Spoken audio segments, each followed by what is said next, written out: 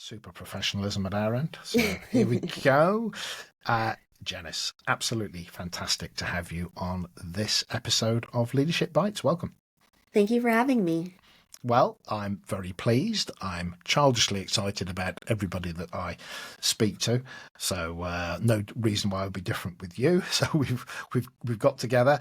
I clearly know who you are. I start all my episodes off in the same way. And the question is, if you're at a social gathering, a barbecue or something, and somebody said, "Oh, what do you do for a living?" How would you reply to that, Janice? I would say I'm a recovering tech CEO turned author. I actually Um, typically don't even talk about what I do at a cookout or anything, but I think that would be the title I would use. Very and accurate. it's for fear of having to then explain what that actually means to somebody else. That's usually the anxiety people carry. So, listen, you have a book that I definitely want to speak to you about. It really caught my eye. Mentorship Unlocked: The Science and Art of Yes. Setting Yourself Up for Success. So, we're going to talk about mentorship, and there's a flipping picture of it as well. Well done. I thought I thought any minute now that'll happen.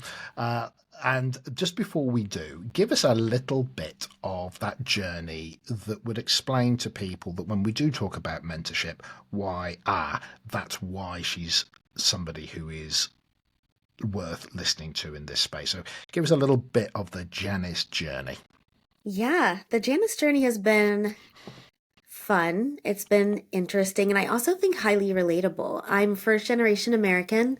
My parents immigrated from the Congo back in the 70s, and so it was a big deal for them to make it from a deficit to just even balance. And early on, I saw my parents have this servant leadership headspace where anytime we had new family that was immigrating to the States or friends, they were always mentoring and supporting them getting acclimated the best way they knew how. And they would get so granular in the details to make sure that no stone was left unturned. And that stuck with me. It's those little things that you grow up with in childhood that end up molding who you are.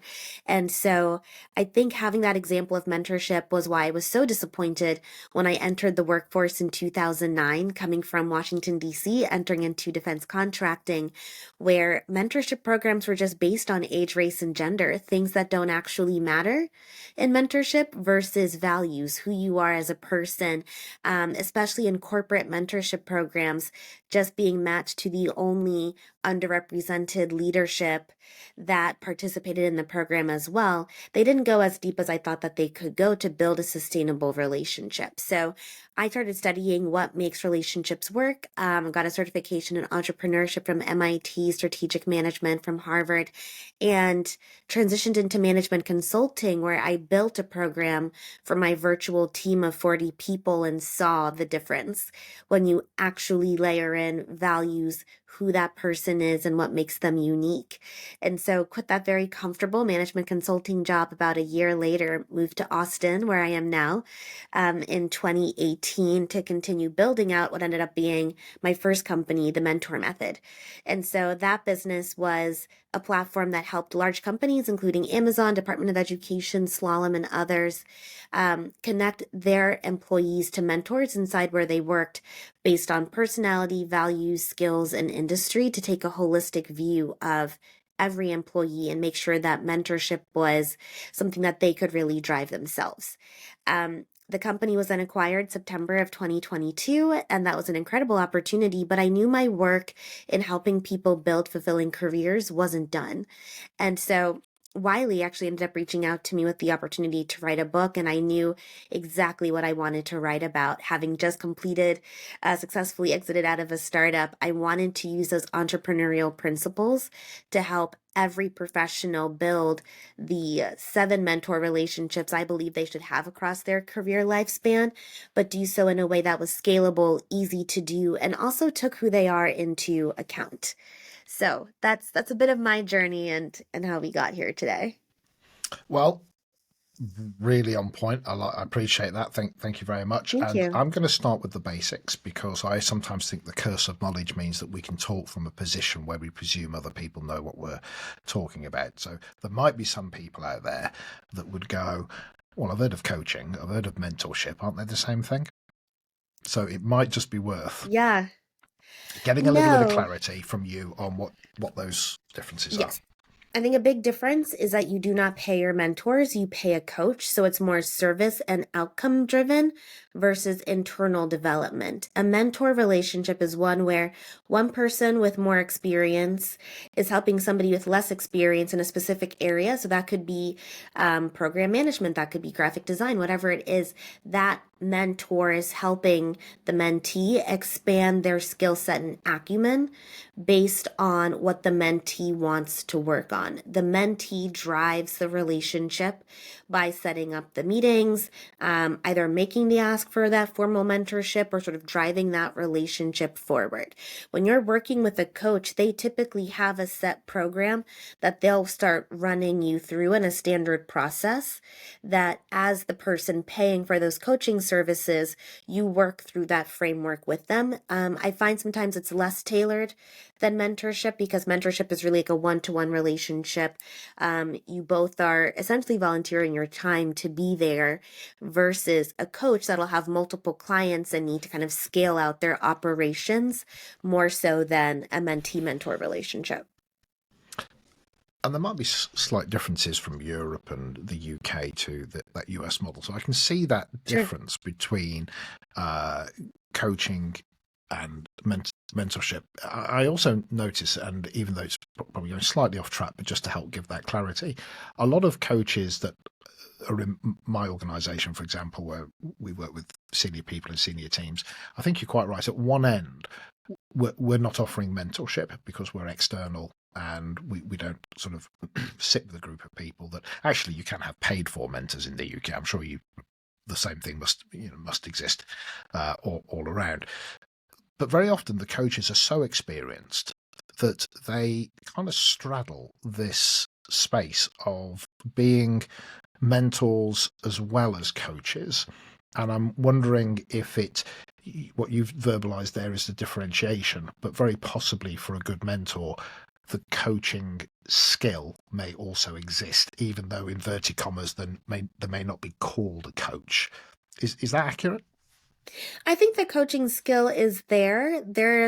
So some key characteristics I talk about in the book for what to look for in a mentor.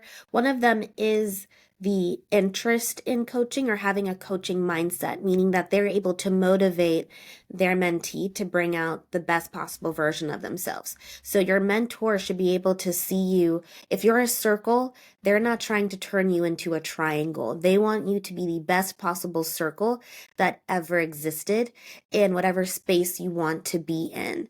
And in order to do that, you have to be able to see that individual for who they are. You have to leave space for vulnerability and real conversations, but you also have to be able to coach the mentee to refine their skill set, help them broaden their network so that they can reach those goals.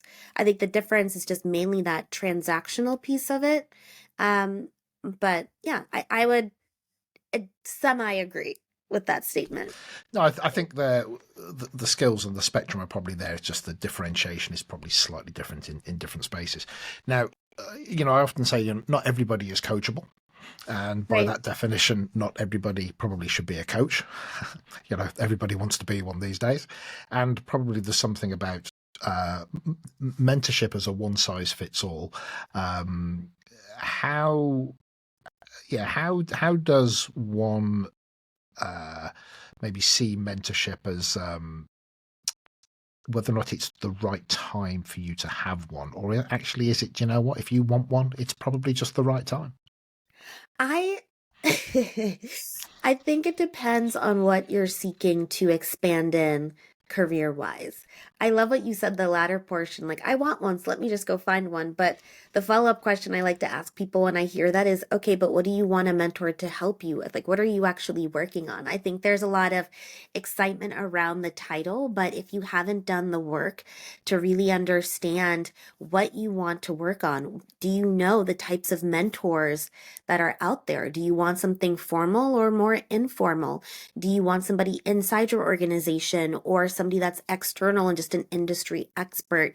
Getting very clear around what you want first will help you figure out the right timing for a mentor. Let's say, for example, you are getting ready for a promotion cycle. That's a great time to start getting a mentor, maybe 6 months ahead of time, so that you can start showing proof points of you expanding your professional acumen to validate your promotional package that should be coming up.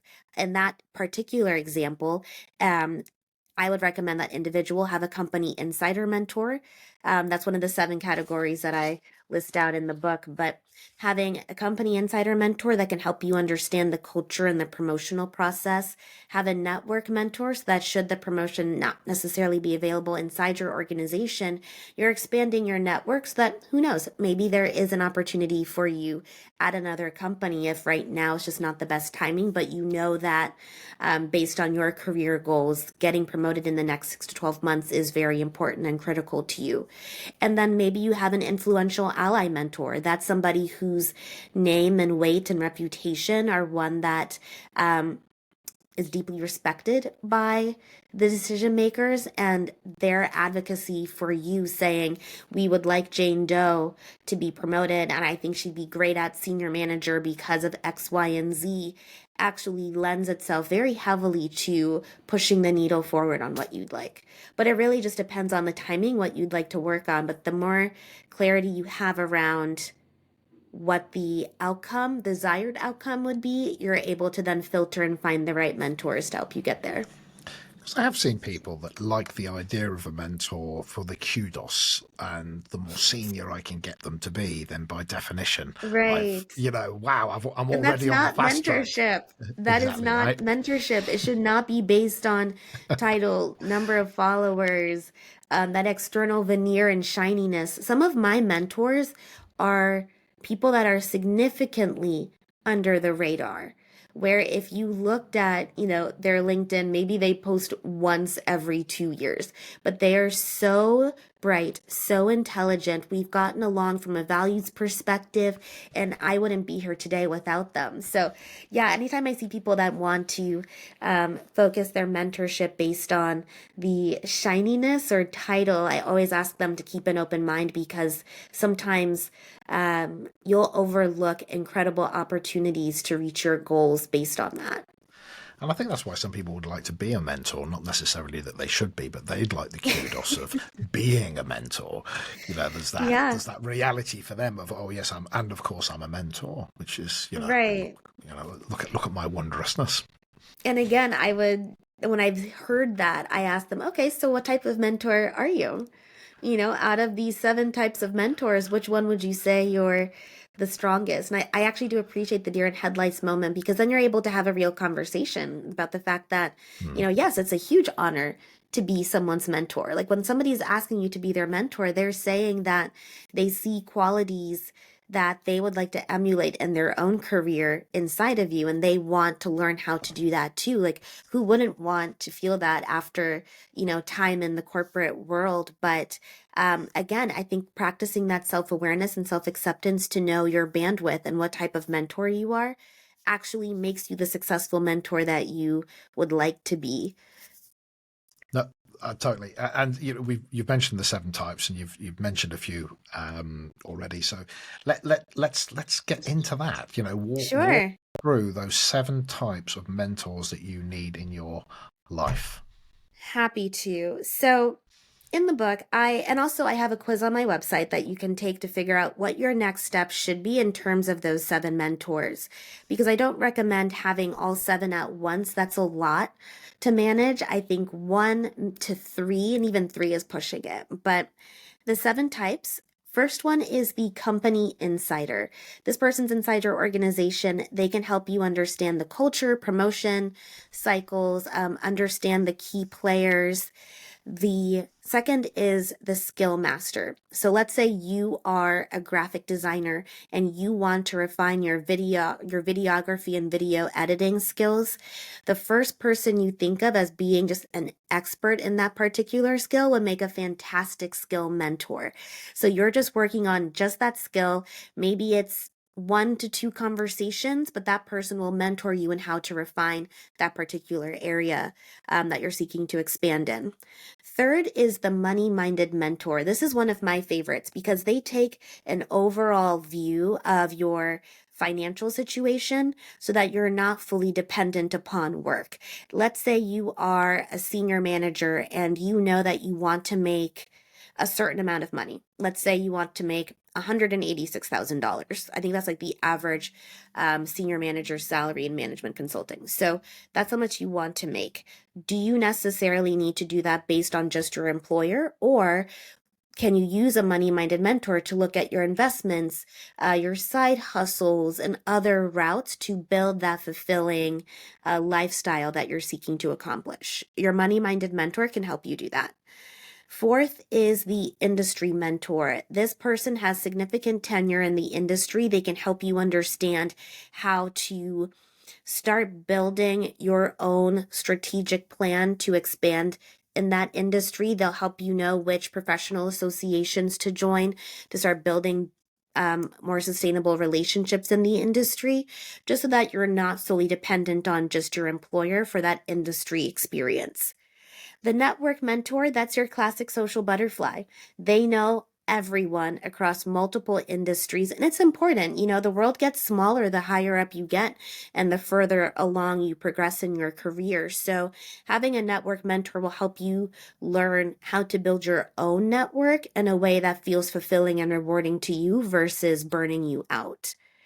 The influential ally, as I mentioned before, this person, their word goes a very long way. They are deeply respected, highly valued in their space, and their advocacy for you also helps break down barriers. I find that the influential ally is very helpful for marginalized professionals, so women, people of color, LGBTQ+, let's say, where sometimes, despite having an exceptional portfolio of work, systemic biases can play a part in what you actually receive in terms of, say, promotions or new opportunities.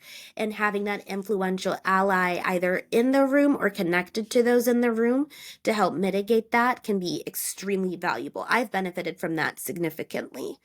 And then lastly is the peer mentor. This person is 1 to 2 years ahead of you. So if you're a manager, this person is a senior manager and they recently got promoted to senior manager. They have an acute understanding of what it's like to be in your position today.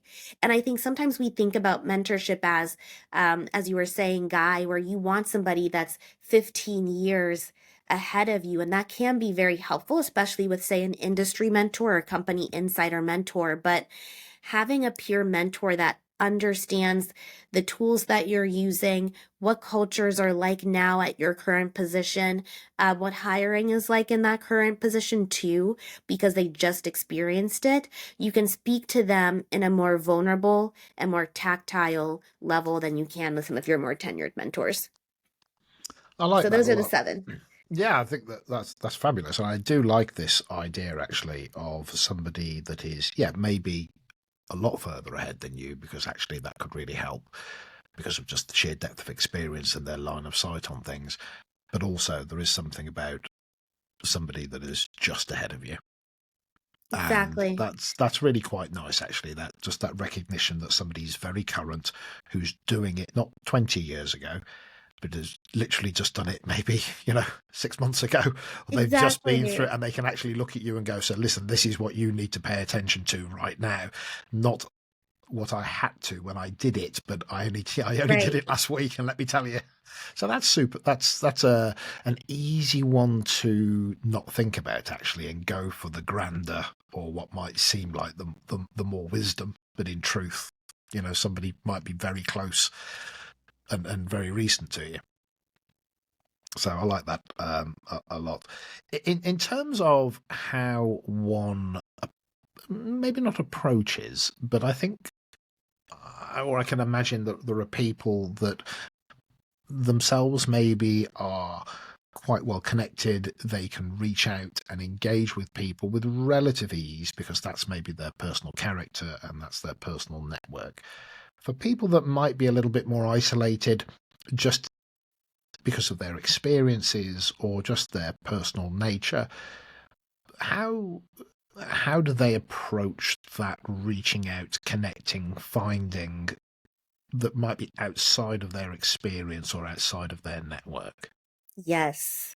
So once you understand what you want to work on with a mentor, and also I'm so happy you brought that up because um, even in the writing process, that was something that was highly contested because a lot of people think that mentorship should just happen organically. But for close to half the population, mentorship is not something that's as easily accessible to all, especially underrepresented professionals or people that maybe regionally are in a smaller city or a small town where the networking opportunities are few and far between. And I don't think that it should be set to just those that are in large cities or are able to work those networking chops. But um, I so once you know what you want to work on with your mentor, it's a good idea to start building your mentor persona.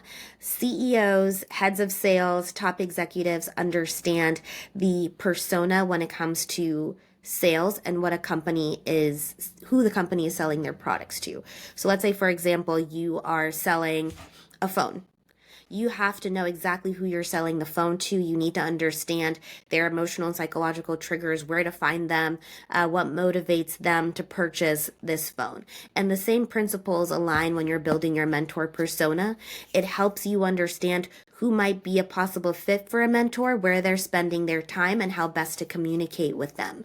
So once you then build your mentor persona and you kind of know the watering holes or where they might be spending their time, start spending time in those spaces. If you are in a city where you don't have as many networking opportunities, the world is so connected virtually at this point that actually does not preclude you from finding incredible mentors. I have found mentors. One of my mentors lives in Seattle and we've never met in person.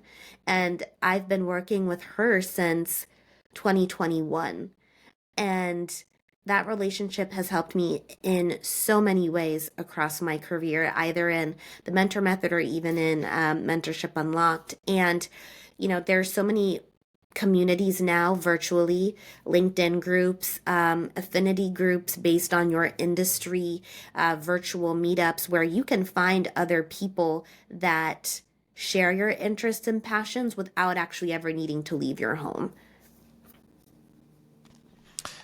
So there is something about you cannot just sit there and expect somebody to tap you on the shoulder and say, Right. let me ordain you with my wondrousness and mentor you. I mean, of course, every now and then I'm sure that happens. But there is something Right. about here about having an action plan, about being, at one end maybe a little bit brave and just saying, hey, I don't suppose, because guess what? Every now and then somebody goes, yeah, go on then, and that can be that. But also there is something about the tangible strategy of, the more connections you have, the more things you're involved with, the more conversations you're having, then by definition, the more likely you are to come across people. And then maybe it be unorganic. I mean, yes, I can ask you directly, but actually if I tell you what I'm doing, then that is the kind of thing where somebody might actually say, do you know what, if I can be of help or I can be of service, then, I'm very happy to play that role for you. But so Exactly. there's the But strategy. Yeah. finding the right groups for that conversation to happen is part of the process. And I think Mm. too, um, it's less about because if you're not like say the type A most organized person, that is okay too. But following the methodologies in Mentorship Unlocked, following that process just builds your confidence in general. Like as the CEO of your career, the framework that's laid out in the book can be used for it's applicable in every area of your leadership development. You're going to have to understand how to communicate with a diverse set of people, how to practice self awareness and vulnerability, but then also be prepared to have difficult conversations, set expectations, lead discussions that lead to either your growth or your company's growth and just other areas of expansion. But I find that whether you are more strategic or somebody that likes to see how things happen organically, you feel more confident when you know that you've done everything in your control to find those right connections. You understand your elevator overview. You know that if you ever do need to ask somebody to be your mentor, you have the script to do that. You understand the mentor personas that you're looking for.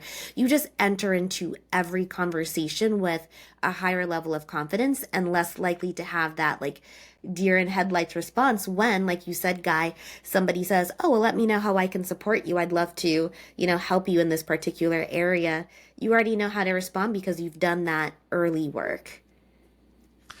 And I think that speaks to multiple personality types, doesn't it? If you are that very gregarious, if you're that more introverted, but actually if you have a plan, if you have a strategy, it probably doesn't necessarily matter what your personal characteristics are, Exactly. because actually you have a plan, you have a strategy. You might be quite loud, you might be quite quiet, you might be a comedian, you might be more reflective. It doesn't really matter. But if you're in the world following that strategy, guess what? The chances are you're going to get feedback, you're going to be able to calibrate, etc.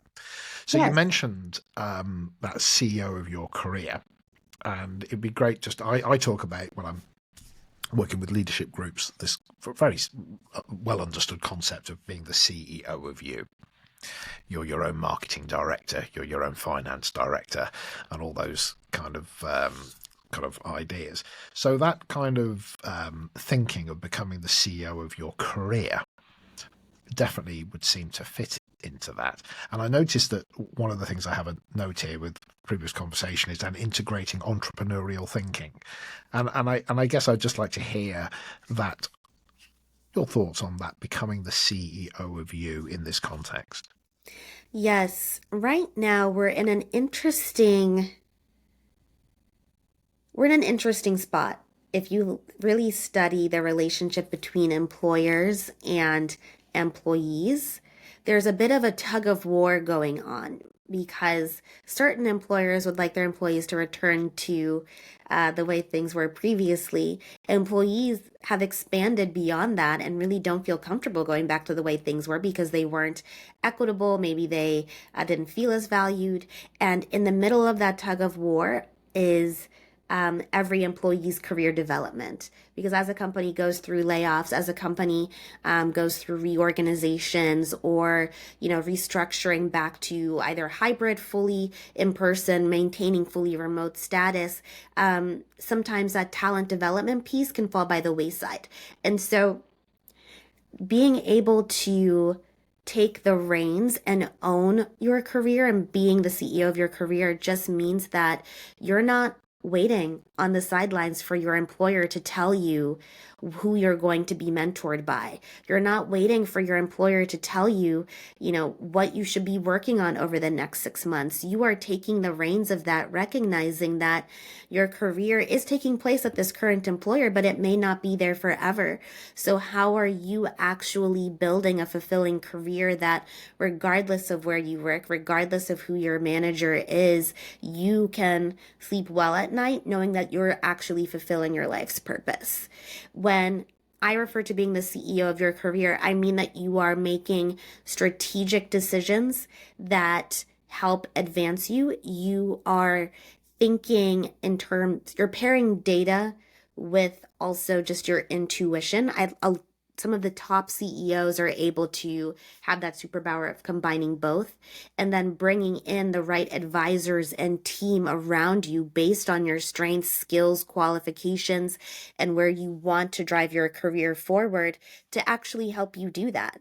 The top CEOs are not this like lone wolf trope that we've learned to love so much and, makes HBO a lot of money by doing so. It takes a serious team around every strong CEO. Like Steve Jobs had some of the best and brightest minds around him, and that's how he was able to push his technologies forward. He was not the engineer, in the back of the room, like wiring in everything on your iPhone. Like, no, it took a team to actually make that happen. And so the same principles apply in everyone's career. You want the best and brightest around you to help you advance yourself forward, but as the CEO, you are responsible for building that team. You're responsible for developing the strategy and leading everyone to the point that you'd like to take everyone. I like that a lot. I think there's something about, if you build a product and open a shop and sit there and then wonder why nobody's buying it. That's Right. that's because you didn't do anything. You didn't have a strategy, you didn't have a plan, you didn't market, you didn't sell, you didn't. So what we're talking about here is, at its most simple and simplistic, you'd say being proactive. Yes, okay. But what we're actually talking about here is seeing yourself as a commodity or whatever that might be, An and not. investment piece. Yeah, and saying, listen, businesses take time to build, but I'll take time to build. But if I'm just going to sit here in this company and wait to be promoted, I'll let my actions speak for themselves, is one of those Right. phrases that I hear. And I go, and Right. how's that working out for you? And that's usually why I'm speaking Typically to them. not well. Yeah, Yes, exactly. exactly. And that's it, isn't it? Because some people, fine, they are high flyers, they are spotted, they are noted for whatever reasons. They just connect. There's just an engagement. There's just a win that they got that got them spotted. These things do happen. But I do think that the world is full of people that, as you quite rightly say, they sought the counsel of. They had a process. They almost sometimes the hare wins, but sometimes the turtle does as well. And you might be a quick burn. You might have those promotions and that rocket ship of a career, but actually the majority of people, they go sideways a little bit. They have to move into a different role. They have to try something. They have to have some failure. Most people don't have a continual set of successes. In fact, I don't know about you, most of the people I know that are worth listening to, they actually have far more stories about the disasters, Yes. the wrong turns, the decisions Yes. they wish they hadn't made. And that's actually why they're very good, because they were out there doing stuff. No, I 100% agree with that. And I would not have the framework that I share in Mentorship Unlocked had I not tried and failed 1,000 times in my corporate career to build mentor relationships. Mentorship wasn't something that I grew up understanding culturally in my family. It was just a big deal to get a job. Like, great, you have a job with benefits. What else are like, stay there. Like, what are you doing? It's kind of a focus on stability more so than expansion. And so I really had to learn in my own path when corporate mentorship programs weren't necessarily working out for me because they didn't really know how to place me, or they were matching based on more of a biased lens than actual, seeing qualities in me that they could see in an executive and making those matches. So there was a very long time frame of trial and error in building my own network. My 7 mentors, I even get into how all 7 played a role in my 5-year kind of rocket ship from going from, entry level graphic designer with 4 roommates in the DC metro area to paying off all of my student loans and becoming one of the youngest managers in the history of PwC's marketing and sales division. It took a great team. It took a lot of support in order for me to learn the skills that were necessary and continue expanding there. So, all of that to say, I completely Hmm. agree with you that the failures lend themselves to future growth and also community development when you're able to be in this sort of mentorship capacity to help people navigate those much faster than you were able to, and hopefully with less blood, sweat, and tears than you had to endure in order to learn those lessons. I'm quite interested in the fact that once you start doing these kind of approaches, I think there's a narrative around you where maybe people are, yes, talking about you, and if they're internal, that can be more useful. Maybe they're not, but there's then that internal narrative. And I think there is something about when you are trying, when you are putting the effort in, when that you're being accountable, what I class as above the line behavior, then there is something there about that gives you a resilience, that gives you a sense of purpose. And I think these are all the factors that it's very easy to go to intellectual or to fantasize a future. Yes, It's a very different thing to go, so what are you actually doing about it? exactly. It is very easy to journal and make a vision board. It is so much harder to actually turn that vision board into reality. Yeah. And I think that is the one thing. What I'd like to be is beautiful. I'd like to be, I'd like to have a 6-pack, but guess what? I'm not going down the gym, so it's not going to happen, is it? It's making those connections. Now Exactly. You talked about sort of mentor programs within organizations and the experience that you'd had yourself. Now, there are, I'm sure, organizations that are absolutely knocking it out the park and doing a great job, and some that aren't. So I'm sure there's a distribution curve in your experience. But what is it that either makes a mentor program succeed or fail? Budget, executive buy-in, those are two. Actually listening to the employees that you want to engage with in the program. Not being entrepreneurial about the development is a big hindrance. I've told clients this before, if they were hemorrhaging customers or they kept seeing just this gradual decrease of customers, all kind of saying something similar, they would not ignore what that customer was saying. It wouldn't matter what department you were in. They would just bring the best and brightest to solve that attrition issue. And when you have a mentorship program, you should have the same approach. You want to make sure that you're actually listening to what your employees have been saying. You have, first, especially in the enterprise, larger company space where you have, more than 10,000 employees, you have historical data to show which employees are more likely to leave or be left out of promotional conversations or raises. You have pulse data to show employees' happiness inside your organization, or information on past mentorship programs to show what worked and what didn't, and to just kind of throw that away to be able to just put together a mentorship program for the sake of it, it feels like a lost opportunity, I'd say. So being entrepreneurial, just the same way, I tell people when they're looking for mentors to build those personas and to have a strategy, corporate mentorship programs should have one as well, where it's less about being able to say that they did a program or they have certain success metrics that help their own internal promotion process, but instead treat the employees, both mentors and mentees that are engaging in the program, like customers, making sure that they're actually getting something out of it, making sure that you're building the program in a way that helps them. Then those success criteria will just be a natural occurrence when you have that entrepreneurial lens to its development. There's something about also mentorship in the sense of being an attractant and a retainer for Yes, people. And I don't know specifically what the figures are on that, but my experience is that people are attracted to organizations that they see as having not just the promise of, but a viable working mentorship process that they might have heard absolutely. about on the grapevine, or they actually, do you know what, I'm going to go there for the mentorship program because actually I can see, I can see what happens to people that actually go through that process. So I think that's a highly attractive thing for organizations. I agree. Yeah.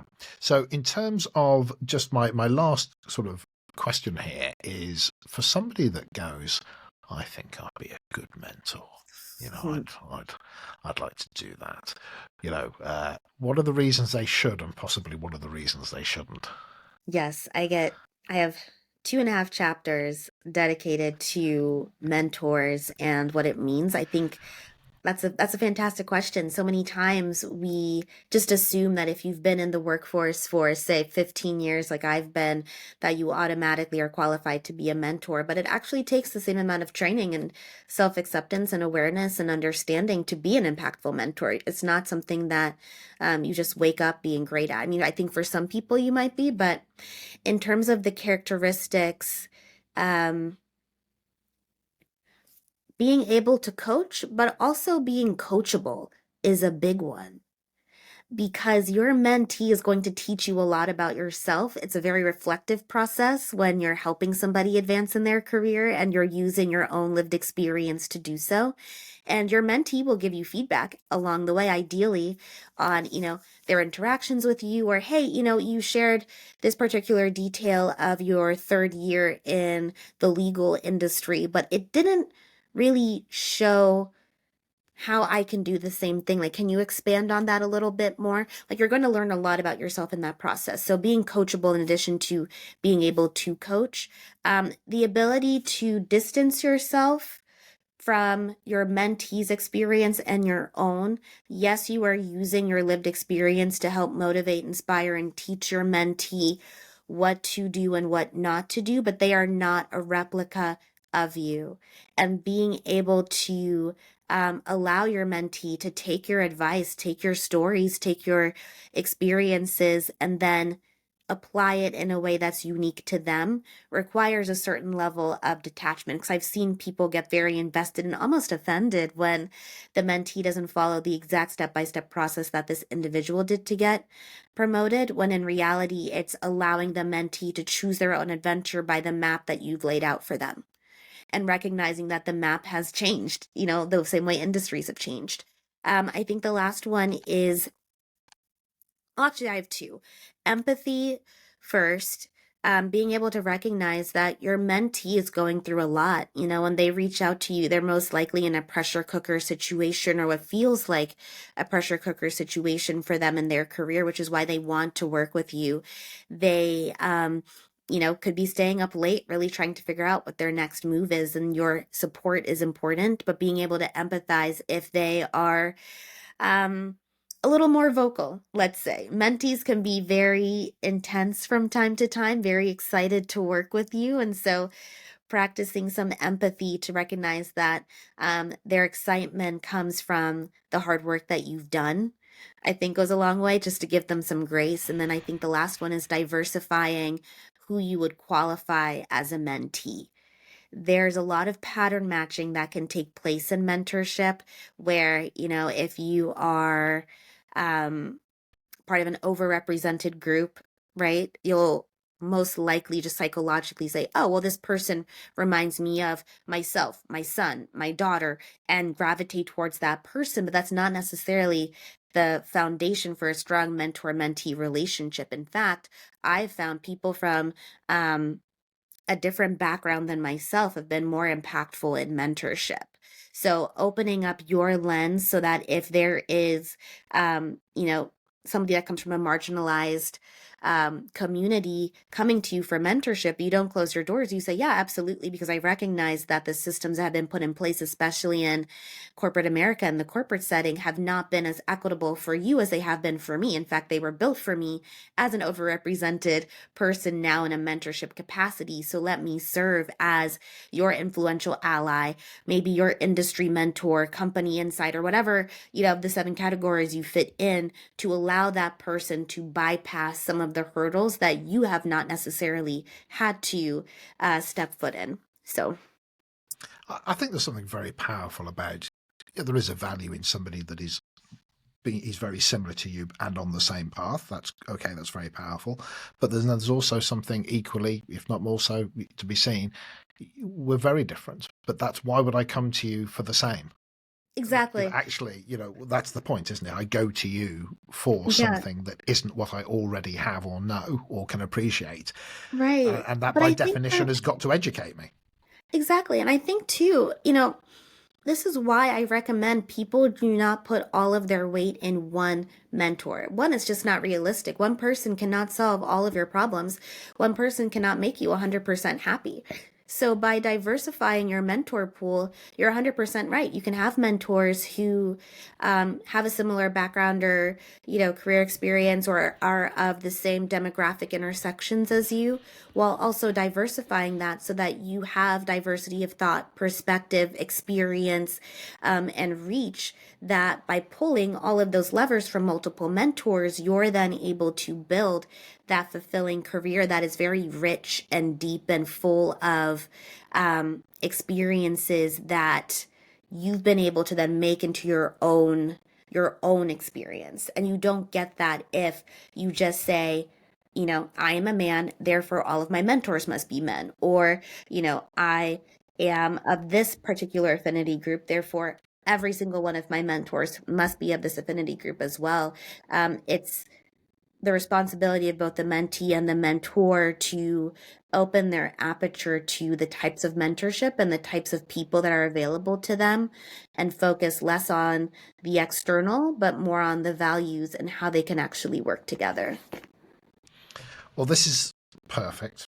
Janice, I unfortunately, with every single guest I have, I just want to keep going and order a pizza and order you one, and then we talk for the next 2 days. But neither of us can do that.